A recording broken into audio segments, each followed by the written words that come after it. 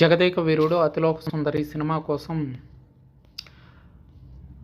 Megastar చిరంజీవిని మించి remuneration తీసుకున్న విలన్. వామ్మో, అప్పట్లో అమరీష్ పురి ఎన్ని లక్షలు తీసుకున్నాడా? ఇప్పుడంటే హీరోలు వందల కోట్లలో రెమ్యునరేషన్లు తీసుకుంటున్నారు. కానీ 90లలో 25 లక్షల రెమ్యునరేషన్ అంటేనే నోరెళ్ళబెట్టేవారు.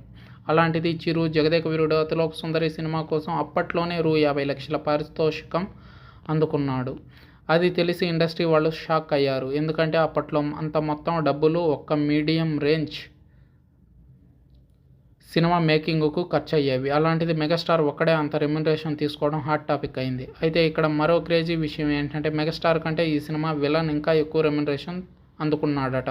అమరీష్ పురి హిందీలో అప్పటికే తోపు యాక్టర్. దాంతో జగదేక వీరుడు అతిలోక సుందరి సినిమాలో విలన్గా తనే చేయాలని అశ్విని దత్ పట్టుబట్టి మరీ పెట్టుకున్నాడట. కాగా అమరీష్ పురి ఈ సినిమా కోసం 75 లక్షల రెమ్యునరేషన్ తీసుకున్నాడని తెలుస్తుంది.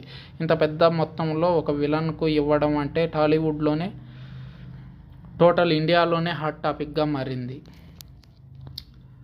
అంతేకాకుండా ఈ సినిమా కోసం శ్రీదేవి సైతం 25 లక్షల వరకు రెమ్యునరేషన్ తీసుకుంది. సరిగ్గా 23 ఏళ్ల కిందట వచ్చిన ఈ సినిమా టాలీవుడ్లో నెలకొల్పిన రికార్డులు అంతా ఇంత కాదు. అప్పట్లోనే ఈ సినిమా 15 కోట్లు కొల్లగొట్టి మెగాస్టార్ పేరును నార్త్లో కూడా వినిపించేలా చేసింది. ఈ సినిమాతో ఇండియాలో అత్యధిక కలెక్షన్లు సాధించిన హీరోగా చిరు పేరు మారుమోగిపోయింది. అంతేకాదు ఈ సినిమా తర్వాత ఇండియాలో తొలిసారి ₹1,00,00,000 పారితోషికం అందుకున్న నటుడిగా మెగాస్టార్ నిలిచాడు.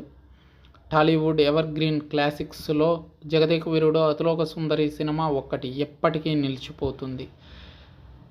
సోషియో ఫాంటసీ డ్రామా నేపథ్యంలో తెరకెక్కిన ఈ సినిమాకు కె. రాఘవేంద్రరావు గారు దర్శకత్వం వహించారు. అంతేకాకుండా ఈ సినిమాకు అప్పట్లోనే అశ్విని దత్ 2 కోట్లు ఖర్చు పెట్టాడు. ఇళయరాజా సంగీతం ఎవర్ గ్రీన్ ఆల్బమ్గా నిలిచిపోయింది.